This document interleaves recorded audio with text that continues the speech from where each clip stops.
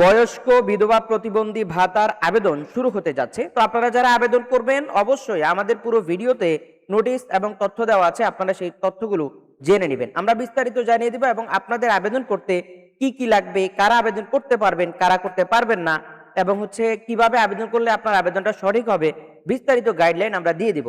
তো আপনারা যারা বয়স্ক বিধবা প্রতিবন্ধী ভাতার আবেদনগুলো করতে চান, নিকটাত্মীয় এবং হতদরিদ্র মানুষের সহায়তায় আপনি ভিডিওটি শেয়ার করে রাখতে পারেন। কারণ এই ক্যাটাগরির ভিডিও এবং এই বয়স্ক বিধবা প্রতিবন্ধী ভাতার আপডেট আমরা প্রতিনিয়ত আমাদের চ্যানেল এবং ফেসবুকে দিয়ে থাকি। সেই সূত্রে আপনাদের সুবিধার্থে আপনারা আমাদের এই চ্যানেল এবং ফেসবুক পেজটি ফলো দিয়ে রাখবেন এবং ভিডিওটি বেশি বেশি শেয়ার করে রাখবেন, যাতে করে দরিদ্র মানুষগুলো সহায়তা পেতে পারে। তো আমরা চলে যাব মূল ভিডিওতে। তার আগে বলবো, আপনারা যারা আমাদের চ্যানেলে নতুন অবশ্যই চ্যানেলটিকে সাবস্ক্রাইব করে রাখবেন, আর যারা ফেসবুকে দেখছেন অবশ্যই পেজটি ফলো দিয়ে রাখবেন। মূল ভিডিও শুরু করার আগে আপনাদেরকে বলবো, আপনারা যারা দেশে অথবা বিদেশে চাকরির জন্য দক্ষতা উন্নয়ন সার্টিফিকেট গুলো গ্রহণ করতে চান, স্ক্রিনে দেওয়া হোয়াটসঅ্যাপ নম্বর অথবা ওয়েবসাইট ভিজিট করতে পারেন। এখানে প্রচুর কোর্স আছে। কোর্সগুলো করে আপনারা খুব সহজেই অনলাইন ভেরিফাইড সার্টিফিকেট গুলো গ্রহণ করতে পারেন। তাই এই সার্টিফিকেট গুলো অনলাইন হওয়ায় আপনি দেশে বা বিদেশে যে কোনো জায়গায় এটি ব্যবহার করতে পারবেন। তো আমরা চলে যাচ্ছি আজকে বয়স্ক বিধবা প্রতিবন্ধী ও অনগ্রসর ভাতার মূল ভিডিওতে।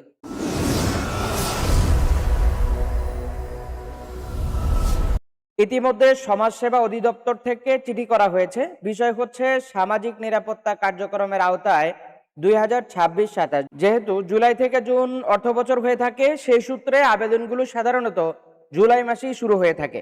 তো এই আবেদনগুলো জুলাই মাসে না নিয়ে মাঝে মধ্যে আগস্টেও নেওয়া হয়।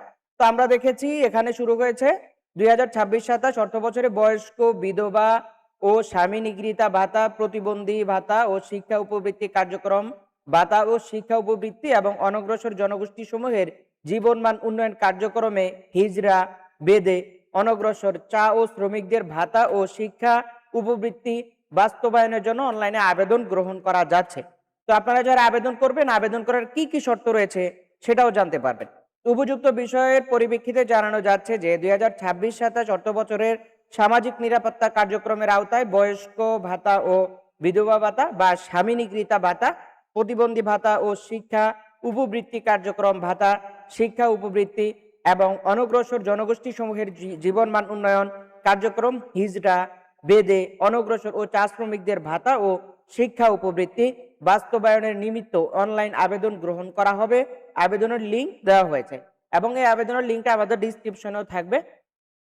আমরা দেখেছি ইতিমধ্যে আমরা যারা প্রচার করে থাকি প্রতিনিয়ত, আমাদেরকে প্রচারের জন্য বলা হয়েছে এবং কর্তৃপক্ষকে নির্দেশ দেওয়া হয়েছে যাতে এগুলো ভালোভাবে প্রকাশ করা হয় এবং প্রত্যেকটা মানুষ যাতে এই ভাতাগুলোর আওতায় আসতে পারে।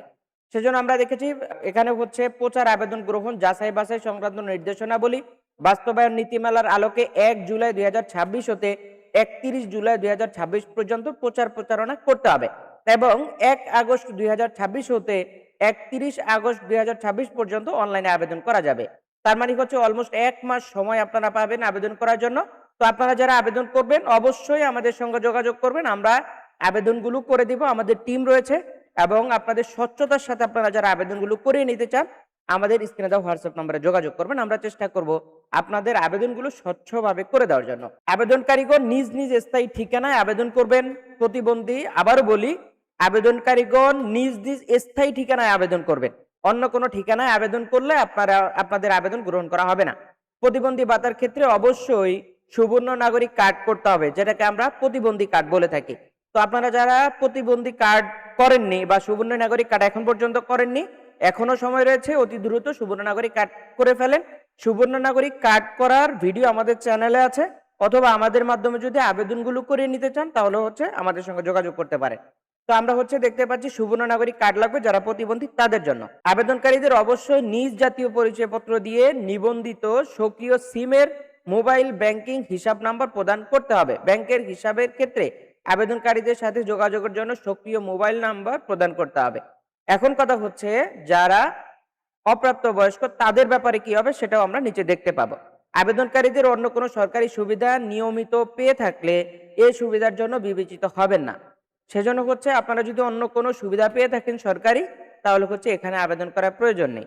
আমরা দেখতে পাচ্ছি অনলাইনে প্রাপ্ত আবেদন এবং পূর্বের অনলাইনে আবেদন অপেক্ষমান তালিকায় যদি থাকে এর ভিত্তিতে সংশ্লিষ্ট কর্তৃপক্ষের অনুমোদনের সাপেক্ষে প্রাপ্যতা অনুযায়ী বরাদ্দ প্রদান করা হবে। যারা ইতিমধ্যে 2025-এ আবেদন করেছেন তাদের নতুন করে আবেদন করার প্রয়োজন নেই। আপনারা কি করতে পারেন, আপনাদের সংশ্লিষ্ট আবেদন কর্তৃপক্ষের অনুমোদন সাপেক্ষে প্রাপ্যতা অনুযায়ী আপনাদের বরাদ্দ দেওয়া হবে।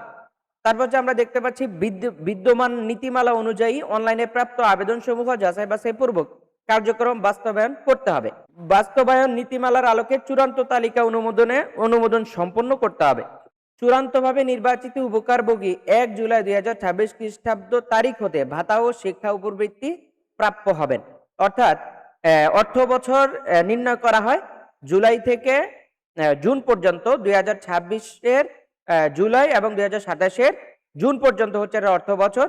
এমত অবস্থায় তার আওতাধীন সংশ্লিষ্ট অফিস সমূহে উপরোক্ত বিষয়ে প্রয়োজনীয় ব্যবস্থা গ্রহণের জন্য বিশেষভাবে অনুরোধ করা হলো। প্রয়োজনে সামাজিক নিরাপত্তা অধিশাখায় টেকনিক্যাল টিম ও সংশ্লিষ্ট শাখার দায়িত্বপ্রাপ্ত কর্মকর্তার সাথে যোগাযোগ করতে পারেন।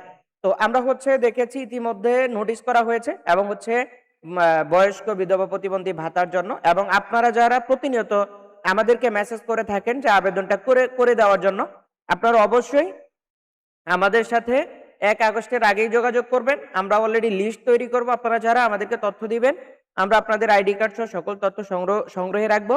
আপনার যখন 1 তারিখ থেকে আবেদন শুরু হবে আমরা আপনাদের আবেদনগুলো করে দিব। সেই সূত্রে আবেদনের সামান্য কিছু পারিশ্রমিক আমাদেরকে দিতে হবে, সেটা আপনারা বহন করতে হবে। তো আমরা আপনাদেরকে আবেদন করে আপনাদের আবেদনের যে পিডিএফ কপি সেটা আপনাদেরকে আমরা পাঠিয়ে দেব। সেই সূত্রে আপনারা আমাদের স্ক্রিনে দেওয়া হোয়াটসঅ্যাপ নম্বরে যোগাযোগ করতে পারেন, আমরা আপনাদেরকে আবেদনগুলো করে দিব। তো আপনাদেরকে বলবো, আপনারা যারা এই সংক্রান্ত তথ্য এবং এই বয়স্ক বিধবা প্রতিবন্ধী ভাতা সংক্রান্ত বিস্তারিত আরো তথ্য জানতে চান এবং আপডেটগুলো প্রতিনিয়ত পেতে চান, অবশ্যই আমাদের চ্যানেল সাবস্ক্রাইব করবেন। আর যারা ফেসবুক থেকে দেখছেন অবশ্যই পেজটি ফলো দিয়ে রাখবেন, এবং আপনারা চেষ্টা করবেন ফেসবুক থেকে যারা দেখছেন ভিডিওটি যাতে না হারিয়ে যায়, অবশ্যই ভিডিওটি শেয়ার করে অন্যর কাছে পৌঁছে দেওয়ার জন্য।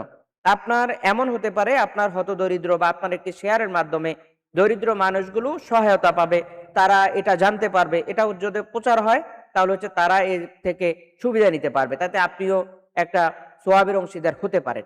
এই ছিল আমাদের বিস্তারিত তথ্য।